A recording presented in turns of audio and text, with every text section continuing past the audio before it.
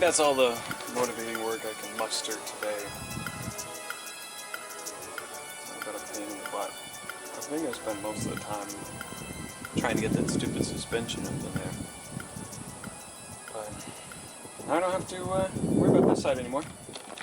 So essentially what I did is I just lifted where that mounting point was a little bit higher, and I'm probably going to keep that bottom part on. I was talking about cutting it off, but I'm like, either way.